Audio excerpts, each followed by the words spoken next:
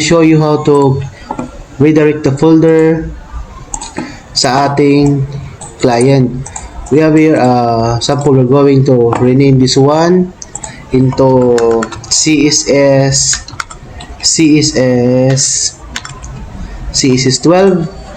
Then we're going to share this one, sharing this folder, advanced sharing, share this folder, permissions. Going to read and write this one, or we can add another users. We're going to check names. Okay, we have here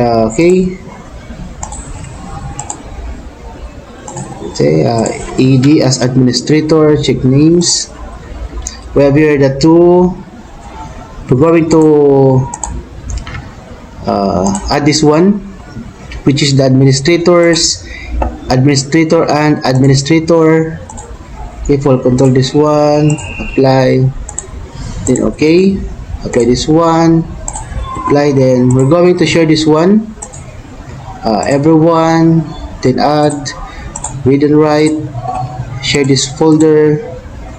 Okay, done. So bago po natin i-close ang folder na to, make sure po na-copy natin yung path for our redirection. Then access the tools, which is the Active Directory. So dito guys, dito tayo gagawa ng OU. Under ng server local, dito po natin ilalagay si OU, which is the organizational unit, which is the CSS12. Right. Next, then under CSS12, pwede natin siya lagyan ng users. It's up to you guys kung ilang user. So for me, I'm going to use my name, John, or UD, then user login name, UD. Next, so we're going to uncheck this one, then check the second box and third one. We're going to use the admin 234, admin 1234, admin 1234. Then we're going to next this one, finish. Then our user is, we're going to log in this one in our client, which is the UD, of course, UD. Then we're going to access the password, which is the admin 1234. So other users, welcome UD, welcome to the domain, welcome to the CSS server local. Okay, so while loading pa po yung Windows 10 or the client, we're going to configure the group policy management of our folder redirection, which is the server local, the domains. Okay, server local. So, di ba guys, gumawa tayo dito ng folder sa Active Directory, users and computers. Diba? Automatic na po siya guys, dito lalabas sa group policy, which is the css.local.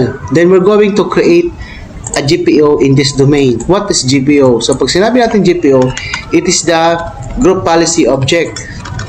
We're going to type this one, CSS12.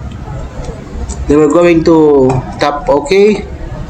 Alright, so we have already our GPO. Then we're going to edit this one to configure our desktop. Of course, we're going to select the user configuration as our folder redirection, then Windows settings, then folder redirection. Then we're going to select the desktop of our folder, then basic. Then we're going to copy the path. Kanina po guys, di ba nag-share tayo ng folder?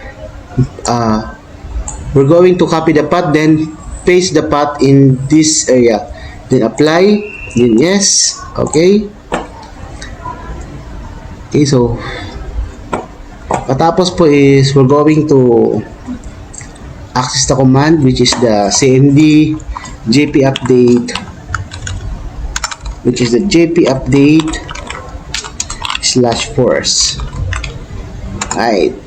What is JP update? It is a command for group policy update to grab the policy coming from the server para ma-redirect po yung folder papuntang client, or to grab the policy coming from the client to the server.